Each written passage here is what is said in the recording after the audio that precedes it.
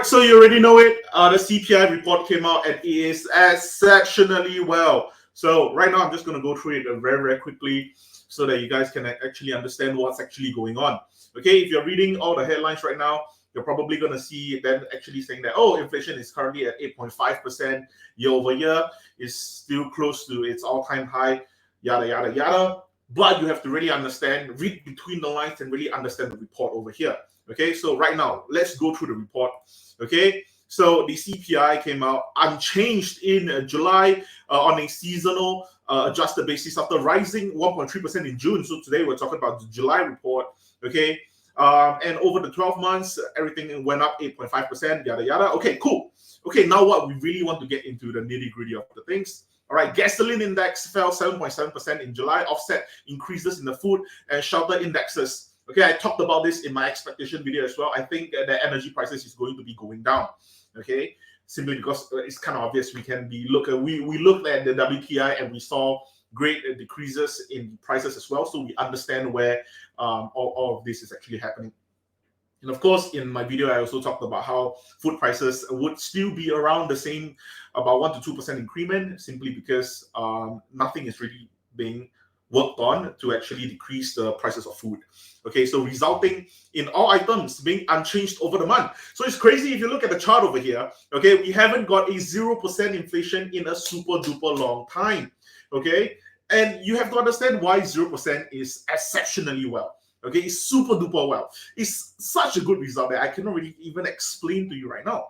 Okay, personally, I was expecting 0.8%, but I completely forgot to take into consideration that all the other different sectors would most likely not come in that hard either, simply because there's one thing that we should really understand from the CPI as well. Okay, the reason why CPI is a good matrix for inflation, in my opinion, okay, it's also because that we're actually getting comparatively different like prices increment from month over month. Okay, so you cannot really see continuously increment of prices unless we're in a hyperinflationary environment, which we kind of were, like 3 months ago up to this month. We definitely were seeing, huge increment in a lot of prices month over month over month over month. Okay, we see things keep on going up 2%, 7%, 8%, 9% every single month. Okay, but the thing is that I forgot to take into account of a lot of different things that shouldn't be going up in price anymore. Again, I also talked about it in my expectation video as well, because I was saying that since demand is actually falling, that means that supply would now be too much into the supply as well. So if that's the case, when demand is low and supply is high, it only makes sense for prices to come back down. Okay, I kind of just contradicted myself in my own expectation video as well. So yeah, kind of my mistake on my part, I guess. But anyway, let's go through the numbers here. I think that is very, very interesting. Okay, if you want to look at the average of the entire thing, okay, so over here, 8.5%, okay, on this side, it's pretty cool, okay, but same thing, if you're looking at food, you can see that year over year is still 10.9%, it's still pretty high, okay. If you're looking at energy, still 32.9%, okay. We cannot take away from the fact that energy prices is still contributing to a huge part of why we have 8.5% year over year inflation as well. So I really want to get into this, which is the most important part of this entire video as well.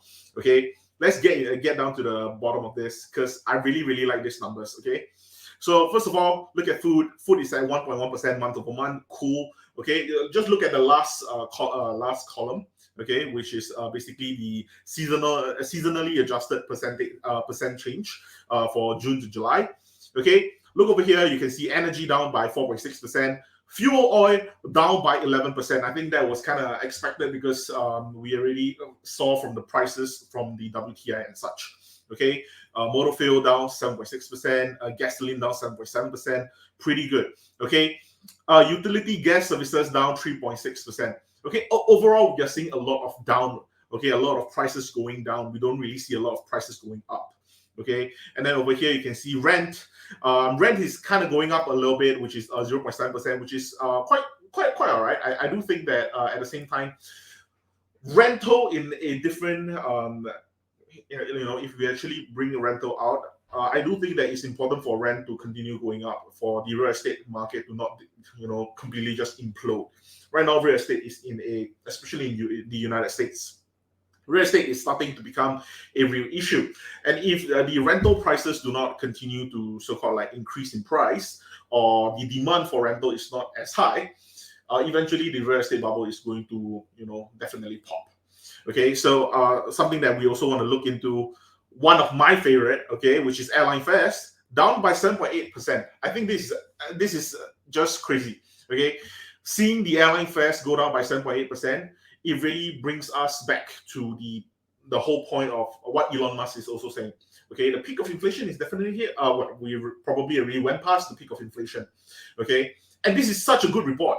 Okay, we really needed a 0%. Honestly speaking, because even yesterday before I was going through to create the expectation video, I was thinking about it a lot. Okay, I was thinking that, what if we were to get like a 0.1% or a 0% inflation report for today?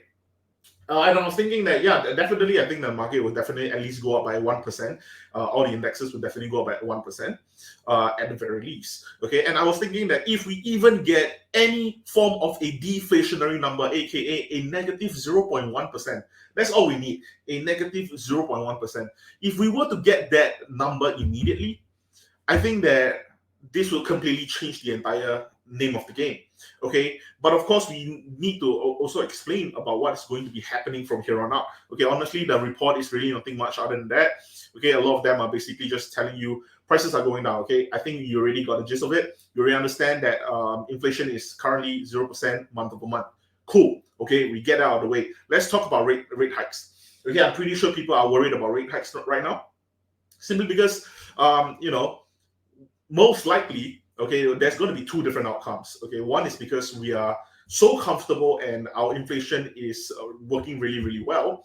Okay, to the fact that the Federal Reserve basically can come out on September to say that, hey, look at CPI is 0%. I think that we are doing really, really well. Okay, maybe we can pause on the rate hikes. That's one way. Okay, and of course, if we actually go down the rabbit hole of pausing of the rate hike or even lowering of the rate hike, aka instead of increasing by 75 basis points, we might even lower by 25 basis points, something along that line.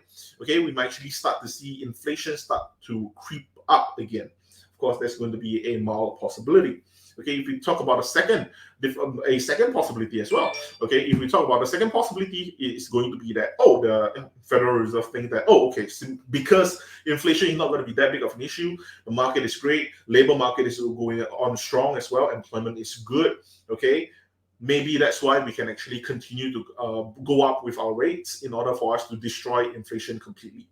Okay, this is going to be the two different routes that the Federal Reserve is probably going to be going with. Which is why, again, of course, I'm going to say this like a broken record. Okay, we are definitely going to be seeing. We're definitely going to be seeing next CPI being even more important, simply because right now getting a 0% month over month is great. Okay, but if by the next month, okay, which would be the August data, if the August data actually comes out to be like 1.3% again, simply because you have like 60 days worth of data that is being accumulated, and if there is a sudden price increment, okay, that's definitely going to be reflected for the consideration for the FOMC meeting as well. Okay, so we're not exactly out of the woods for now, but I do not want to be the party pooper to say that, oh no, there's still a lot of headwinds against the market at the moment. I do think that right now this is already pretty good as it is. So don't mistake what I'm saying as being like the biggest bear of the market. I do think that this is a very good report. Okay, I just think that we're not completely out just yet, and the next month CPI is going to be even more important. Okay, this kind of things kind of work hand in hand. I personally believe so.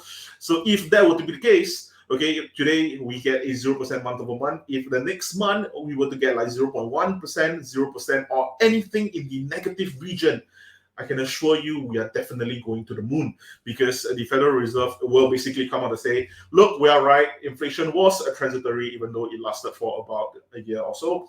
And then, of course, then the Federal Reserve would kind of go on with their way, trying to bring down rates, bring the neutral rate down as well. And then yada, yada, yada, just normal economical stuff, the economical magic and such. But yeah, I do think that it's going to be very, very important for us to really look at the next month's CPI. I think that's going to be super duper crucial. If anything, this might be the turning point for us. Okay, if we are going to continue seeing a bear market, or if we are going to suddenly see a huge rebound, and about all the different people talking about how you should have invested buying into it during the recession, whatever it is, okay. But I do think that the next month's CPI, we are definitely going to be seeing a lot of people preparing cash, because upon a good report, people are going to buy the dip. People are going to buy the dip. If we get a good report, we get anything below 0.1% or anything below 0.2% for the next month, I can assure you the market will be booming. But of course, this is not financial advice. So anyway, that's all I have for this CPI summary video. Okay, if you guys enjoyed my content, please subscribe down below, and of course, drop a like on this video. It really helps me, motivates me to do all this video. And of course, I do upload videos every Wednesday and Saturday. Of course, other than days where I actually want to do this sort of quick fire summary, which is why CPI just came out, and I thought that I want to get this content out to you guys as soon as I can. But anyway, thank you guys so much for watching, and I hope you guys enjoy yourself for the rest of the day. And yeah, I'll see you guys